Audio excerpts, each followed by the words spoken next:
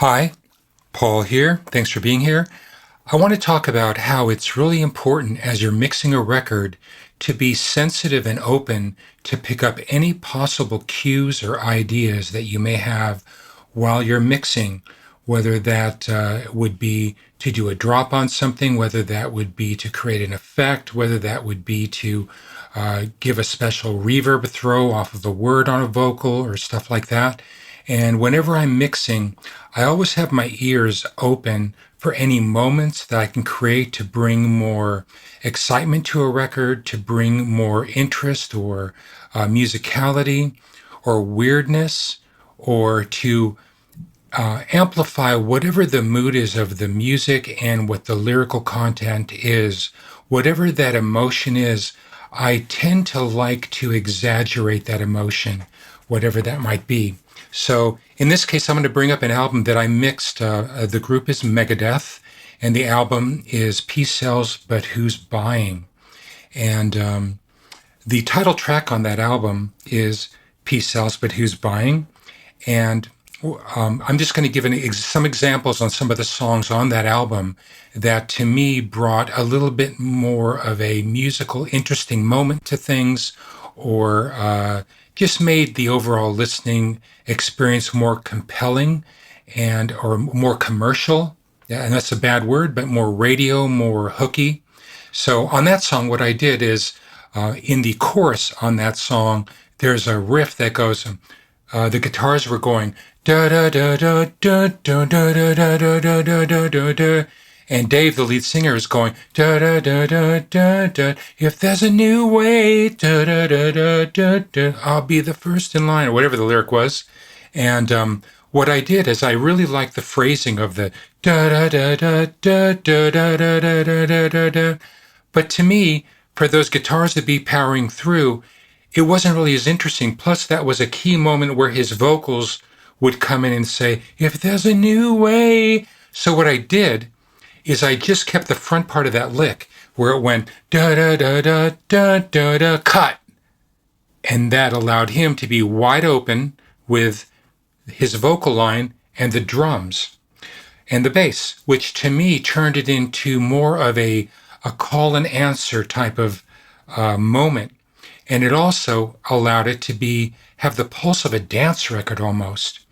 And when I did that, I really enjoyed it a lot more. The band came in that night, they checked it out, and they go, this is great.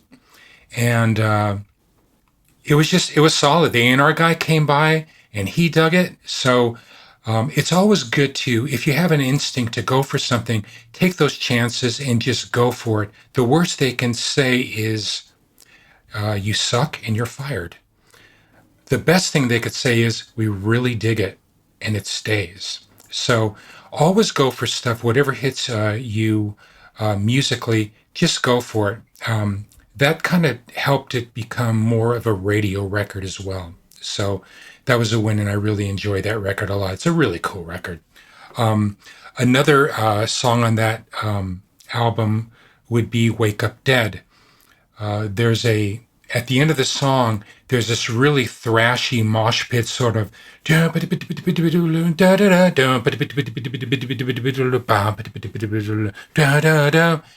I wanted to bring up as much intensity as I could in the guitars as possible. So there's a power chord, and then there's these 16th note triplets just going. On the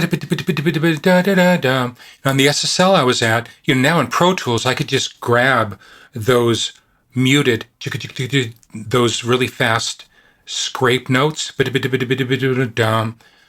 the SSL, you can't do that. It's not a digital audio workstation. So what I did is I would use the automation to kind of help me bring those moments out, because I wanted to turn those fast scrapes, those 16th note triplets, into almost drums and have it have a really assaulting, threatening, concussive sort of sound to them.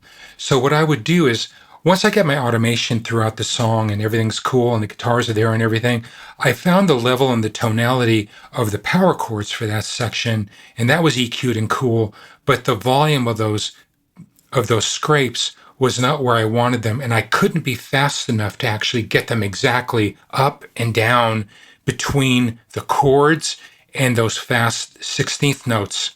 So what I would do is, with everything in trim, I like to have all the faders green, usually in a straight line. That way I can be bold and try things out, and if I don't like them, I know that 0, so to speak, is my null point, or wherever I happen to set those faders.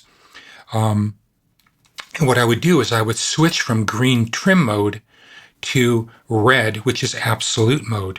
Absolute mode allows me to punch in full right mode, disregarding anything that I wrote in trim mode, any moves underneath. So once I got the power chords sitting really good in a place that I thought was really just assaulting and musical and sounded cool, what I would do is I'd bring the faders up and found where I wanted those 16th notes to be, and I would just punch in. And that's probably, I'd say they were probably 6 dB louder than the actual power chords themselves.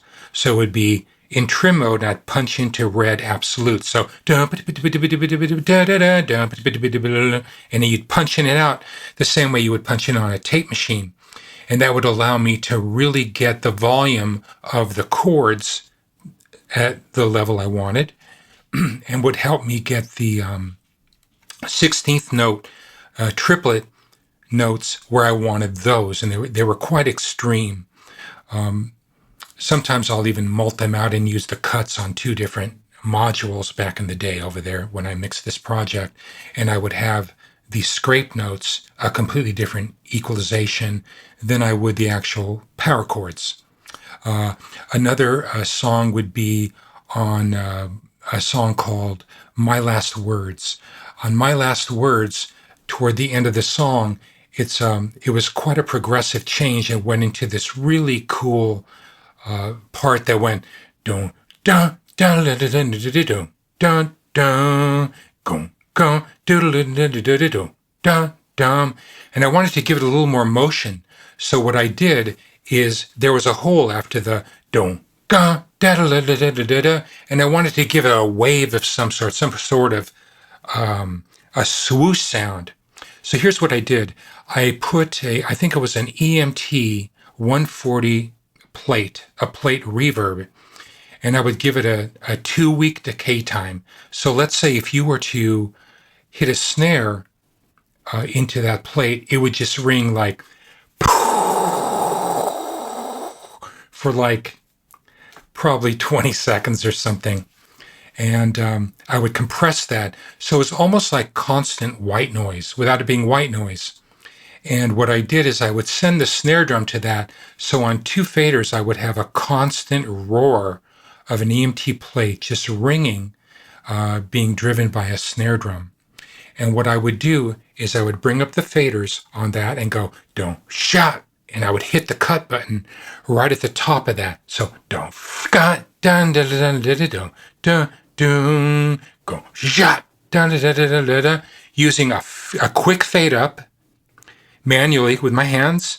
Just move up the faders really fast and don't cut dun dun dun dun dun dun, and that would give this sort of this feeling of don't what. It's kind of like the swooshing sound you would get when you compress drums or cymbals, and you get this really beautiful sort of swoosh when the release time is coming off a heavy decay time or a heavy impact, and the compressor eats up an impact and then it swooshes back. That motion, which I love the sound of compression. I love that over compression to get sounds like that. It's really exciting to me. So that would be another example on that album, just to create a moment, to create a musical thing, to create a vibe, to create a feel within a certain song. Another example is a song called The Conjuring. And lyrically, and when you're talking about a topic like The Conjuring and just the vibe of that song, I wanted to go for just a more haunting, darker, sort of spooky sound. So I just did something that's really easy. I used a flanger on the lead vocal.